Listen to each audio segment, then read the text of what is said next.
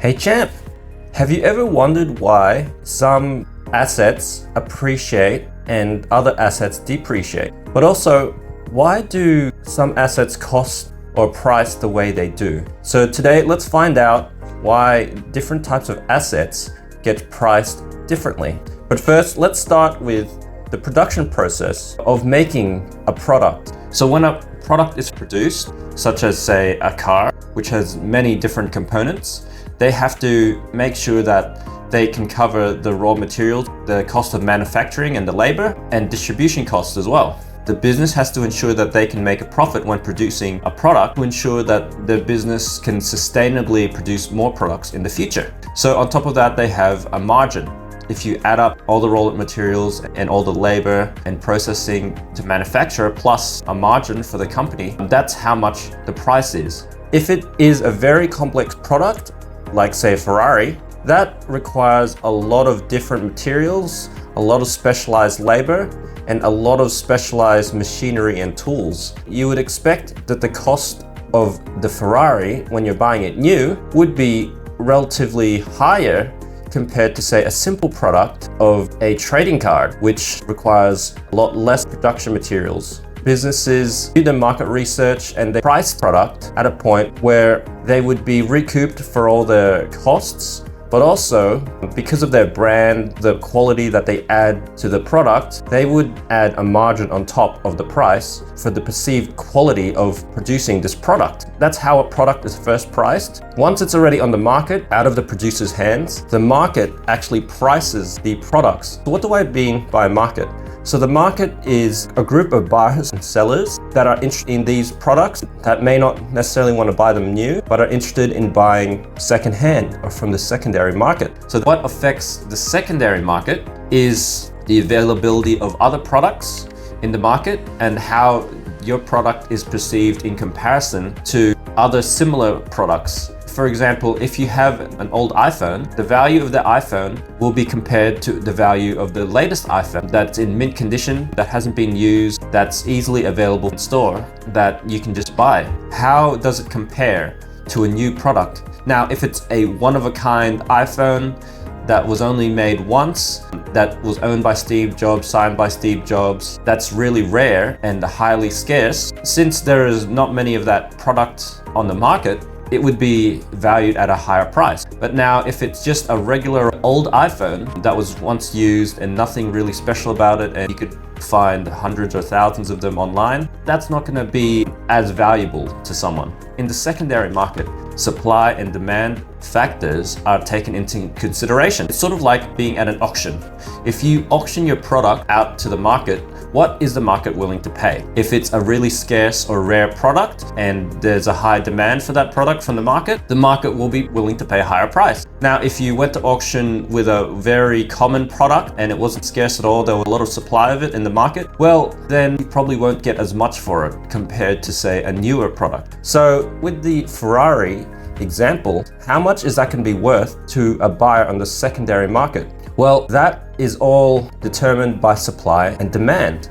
So if this Ferrari is perceived to be relatively rare, if it's in really good condition, that might be something. If it's low kilometers, not much wear and tear on it. If it's one of a kind, there's not many substitutes for it, well, it's going to be very rare compared to say another Ferrari, which has a lot of wear and tear. It's very popular in the market because the company produces a lot of them. So those things are taken into consideration by the market. So if you think of it like an auction, if you wanted to buy something and the demand is high, there's lots of people at the auction, well, the product is going to go at a higher price just because of this bidding action for the product. But at the same time, if there's not many bidders or a lot of products that are perceived a similar value or that you can take as a substitute, well, then the product will not be bid as high, or there might not be as many bidders in that auction. So with the supply and demand dynamics, that's what can cause products to increase or decrease in price based off the perceived value.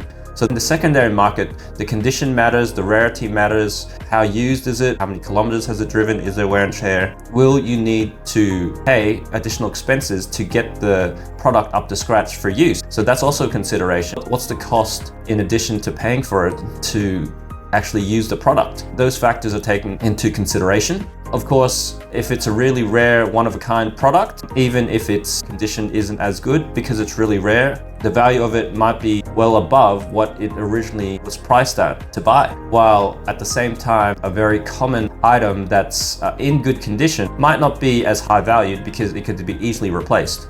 So that's the type of thing that need to be considered. So supply and demand are what take into effect in the secondary market. So sort of like an auction. As an item becomes rarer, as it's rare to find a really good condition of this particular item, the company no longer produces it. They no longer have the materials or manufacturing. It's no longer on sale, or it's not in the normal production process. That will make the product even rarer, and hence the market participants would value it higher because of that scarcity. And also they might put a premium to have the privilege of owning the product, as there might be a certain value with just owning the product. So that's another dynamic. So first you have the production process. How much does it cost to make the raw materials, the labor, and you need all the machinery and tools. So that's when the product gets first produced, and then a price is determined by the business if they can sustainably produce the product and supply it to the market. But then once it goes on the market and it's on the secondary market, it's the market participant that actually value the product, and that's when it goes into demand and supply mode. And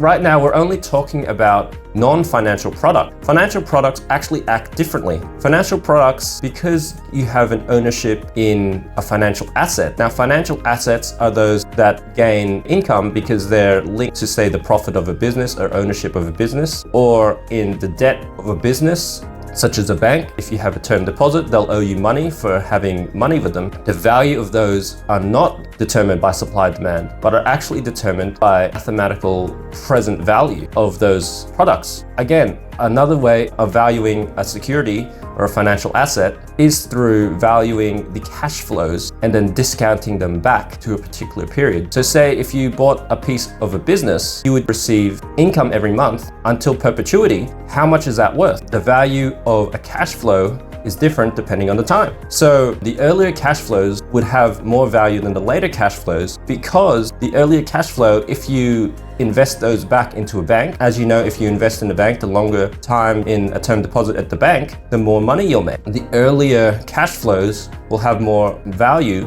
because of the time factor, because you're receiving them earlier. So to value all these cash flows, you have to present value them back to a particular time and then put them on all the same base, and then you can add them up, and then that's how you come up with the valuation of these financial assets when they have cash flows. Now, what does present value mean? If you have a cash flow today versus a cash flow in a year's time, the cash that you receive today, if they're the same nominal amount, you receive $100 today or you receive $100 in a year's time, the $100 today is more valuable than the $100 in a year's time, because in a year's time, the $100 today, you could put that in the bank and earn interest, timesing by 1.1%. That interest over that time period will be worth more than 100 next year. So next year, your $100 today would be $101, while the $100 in a year is still $100. So if you do the opposite effect, you have $100 today and you discount rather than future value.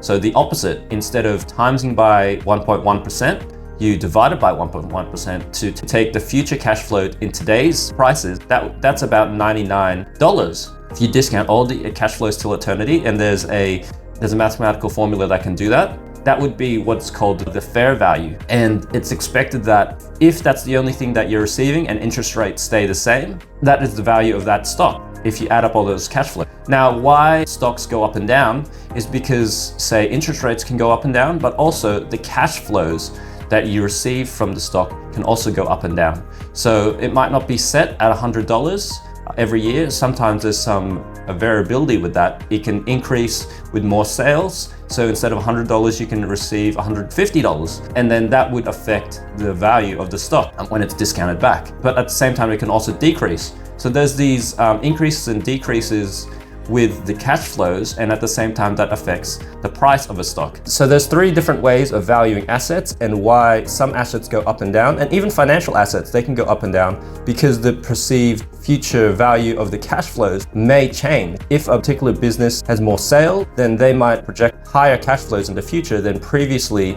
forecasted. So that might push the price up of a stock. And at the same time, if you have a really rare, valuable, complex product, value of that might go up if you have it in good condition. But at the same time, the value of it can go down because of wear and tear, because it's not as scarce, or because there's a new model in the market which is superior to the previous one in every way. And that might devalue the item. So those are some of the things to consider when valuing products or different assets. Give me a thumbs up if you found this useful, and let me know in the comments if you found this video interesting. And I have other similar intro finance topics in the link in the description if you found this useful. Thanks for your time and attention, and keep being a champ in your financial journey. Cheers.